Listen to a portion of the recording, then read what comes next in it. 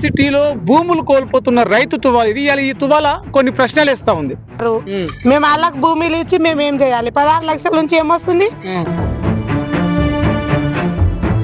మరి ఈ భూములు కొనుక్కొని ఇరుకెళ్ళి వెళ్ళకూడదు, ఎక్కడ పోతారు? ఎక్కడ చదువుతావు ఎప్పుడు ఇంకెవడు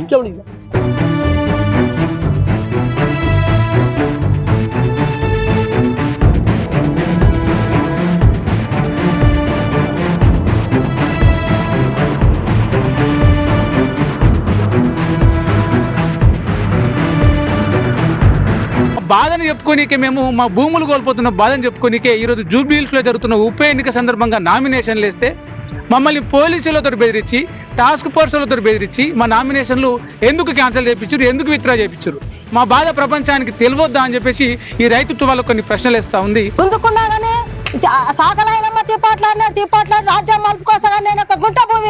ఇవ్వకుండా మమ్మల్ని ఇబ్బంది పెట్టుకుంటా ఈ ప్రభుత్వము మమ్మల్ని నామినేషన్ లేయకూడదు, ఈ రైతులను రానివ్వకూడదని ఈ పచ్చకాండు వాళ్ళు ఉండుకంతో మేము ఆడ నామినేషన్లు వేస్తే మా నామినేషన్లు రిజెక్ట్ చేయించారు. మమ్మల్ని మేము కలెక్టర్ ఆఫీస్ పోయినాం, పోతే మమ్మల్ని కలెక్టర్ ఆఫీస్ పోతే ఆడ గేట్ కార్డు ఉంటారు, మమ్మల్ని రానియరు. ఇప్పుడు నా సీఎం కూడా మేము గద్దె దించే వరకు ఊరుకోం. క్యాండిడేట్ అసలు రిజెక్షన్ కాగితం ఎవరికన్నా ఇవ్వచ్చు కదండి, మేము అడిగితే అది ఇవ్వలేదు. ఇక్కడ నుంచి ఆచారం దగ్గర ఫార్మా సిటీ ఉన్నది.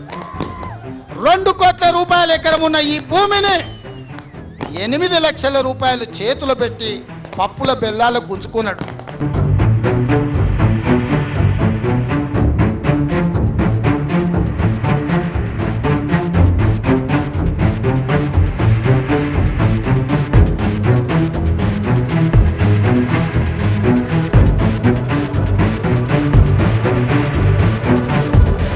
రైతులకు భుజం మీద వేసుకునే ఈ తువాల ఏదైతే ఉందో ఈ తువాలకి ప్రభుత్వాలను నిలబెట్టే దమ్ము ఉంటుంది, ప్రభుత్వాలను కూలగొట్టే సత్తా ఉంటుంది.